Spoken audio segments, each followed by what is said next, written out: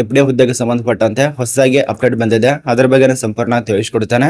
ಅದೇ ರೀತಿಯಾಗಿ ಈ ಒಂದು ಒಳ ಮೀಸಲಾತಿ ಆಗೋ ತನಕ ಹೊಸ ನೇಮಕಾತಿ ಆಗೋದಿಲ್ಲ ಅಂತ ಹೇಳಿ ರಾಜ್ಯ ಸರ್ಕಾರನೇ ತಿಳಿಸ್ಕೊಟ್ಟಿದೆ. ಈ ಹಿಂದ್ಗಡೆ ಮಾಡಿತ್ತು, ಆದ್ರೆ ಕೆಲವೊಂದು ವರ್ಗದವರು ನಮ್ಗೆ ಇಷ್ಟೇ ಮೀಸಲಾತಿ ಬೇಕು, ನಮ್ಗೆ ಅಷ್ಟೇ ಬೇಕಂತ ಹೇಳಿ ಹೋರಾಟ ಮಾಡಿದ್ರು. ರೋಡನ್ನೆಲ್ಲ ಬಂದ್ ಮಾಡಿದ್ರು. ಅಲ್ಲಿ ಇಲ್ಲಿ ಬೆಂಕಿ ಹಚ್ಚೋದು, ಅವರನ್ನ ಹಿಂದ್ ಮಾಡೋದು, ಇವ್ರನ್ನ ಅದ್ ಮಾಡೋದು, ಸಿಎಂ ದವ್ರಿಗೆ ಬೈಯೋದು, ಹಿಂಗ ಮಾಡೋಣ. ಈಗ ಮತ್ತೆ ಒಳ ಮೀಸಲಾತಿಯನ್ನ ಮತ್ತೊಂದ್ ಸಲಗೆ ಸಭೆ ನಡೆಸಿ ಮತ್ತೊಂದ್ ಸಲ ಮಾಡ್ತಿದ್ದಾರೆ ಈ ಒಂದು ದಿನಾಂಕಕ್ಕೆ. ಅದು ಯಾವಾಗ ನಡೆಸ್ತಾರೆ ಎಲ್ಲ ಮಾಹಿತಿ ಇರತ್ತೆ. ಮತ್ತೆ ಈ ಒಂದು ಒಳ ಮೀಸಲಾತಿ ಆಗಾನ ನಿಮಗೆ ಹೊಸ ನೇಮಕಾತಿ ಆಗತ್ತೆ. ಇದೊಂದು ಅರ್ಥ ಮಾಡ್ಕೊಳ್ಳಿ. ಒಳ ಮೀಸಲಾತಿ ಆಗಾನೇ ಹೊಸ ನೇಮಕಾತಿ ಮಾಡ್ತಾರೆ.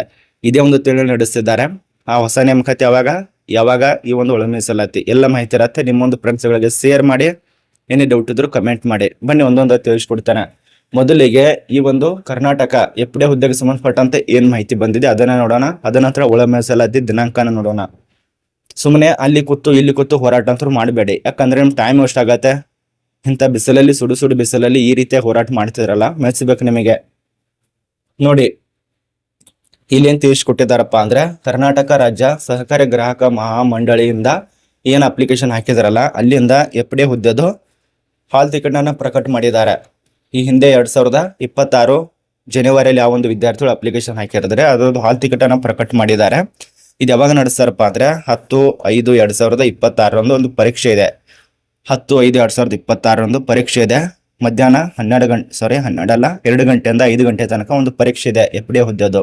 ಅದಕ್ಕೆ ಯಾರು ಅಪ್ಲಿಕೇಶನ್ ಹಾಕಿದ್ರೆ ಈ ಒಂದು ಎಫ್ಡಿ ಪೋಸ್ಟ್ ಹಾಲ್ ಟಿಕೆಟ್ ಅನ್ನ ಪ್ರಕಟ ಮಾಡಿದ್ದಾರೆ. ನೀವು ಅಧಿಕೃತವಾಗಿ ಅಂತರ್ಜಾಲಕ್ಕೆ ಭೇಟಿ ಕೊಟ್ಟು ಹಾಲ್ ಟಿಕೆಟ್ ಅನ್ನ ಡೌನ್ಲೋಡ್ ಮಾಡ್ಕೊಳ್ಳಿ.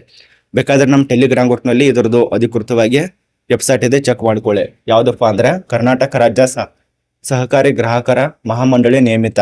ಇದು ನಿಮಗೆ ಗೊತ್ತಾಗಿದೆ ಅಂತ ಅನ್ಕೋತೀವಿ. ತುಂಬಾ ಈಸಿ ಪ್ರೊಸೆಸಿಂಗ್ ಅದು ಹಾಲ್ ಟಿಕೆಟ್ ಡೌನ್ಲೋಡ್ ಮಾಡೋದು. ಅದ ನಮ್ಮ ಇದೇನು ವಾಟ್ಸಪ್ ಇದೆಯಲ್ಲ ಅಲ್ಲಿ ಕೊಟ್ಟಿರ್ತೇನೆ, ಚೆಕ್ ಮಾಡ್ಕೊಳ್ಳಿ. ಇಮೇಲ್ ಕ್ಲಿಕ್ ಮಾಡಿದ್ರೆ ಡೈರೆಕ್ಟ್ ಆಗಿ ಹೋಗುತ್ತೆ. ಅಥವಾ ಸರ್ವರ್ ಇರ್ಲಿಲ್ಲ ಅಂದ್ರೂ ಕೂಡ ನಿಮಗೆ ಸ್ವಲ್ಪ ತಡ ಆಗ್ಬೋದು. ಆದ ಕಾರಣ ನೀವು ನೇರವಾಗಿ ಚೆಕ್ ಕೂಡ ಮಾಡ್ಕೊಳ್ಳಿ. ಇನ್ನು ಎರಡನೇದಾಗಿ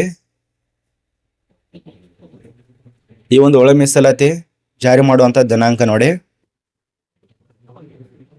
ಇದು ನ್ಯೂಸ್ ಪೇಪರ್ ನಲ್ಲಿ ಬಂದಿರುವಂತ ಮಾಹಿತಿ ಆಗಿರತ್ತೆ. ಇದೇ ತಿಂಗಳು ಅಂದ್ರೆ ಶುಕ್ರವಾರ ದಿನಾಂಕ 24ನೇ ತಾರೀಕು ಅಂದ್ರೆ ಏಪ್ರಿಲ್ 24ನೇ ತಾರೀಕು ಈ ಒಂದು ಒಳ ಮೀಸಲಾತಿಯನ್ನ ಜಾರಿ ಮಾಡ್ತಿದ್ದಾರೆ. ಇಲ್ಲಿ ನೋಡಿ ನ್ಯೂಸ್ ಪೇಪರ್ ನಲ್ಲಿ ಬಂದಿರತ್ತೆ. ಏಪ್ರಿಲ್ 24ನೇ ತಾರೀಕು ಶುಕ್ರವಾರ ದಿನ ಈ ಒಂದು ಒಳ ಮೀಸಲಾತಿ ಜಾರಿ ಮಾಡ್ತಿದ್ದಾರೆ. ಇಲ್ಲಿ ಸ್ಪಷ್ಟನೆ ತಿಳಿಸ್ಕೊಟ್ಟಿದ್ದಾರೆ.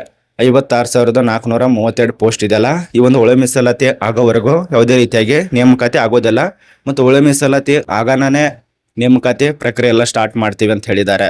ಈಗೆಲ್ಲ ಸಿದ್ಧತೆ ಕೂಡ ಆಗಿದೆ. ಈಗ ಒಳ ಮೀಸಲಾತಿ ಅಷ್ಟೇ ಕಾಯ್ತಿದ್ದಾರೆ. ಆದ ಕಾರಣ ಈ ಒಂದು ಒಳ ಮೀಸಲಾತಿ ಆಗೋವರೆಗೂ ವೇಟ್ ಮಾಡಿ.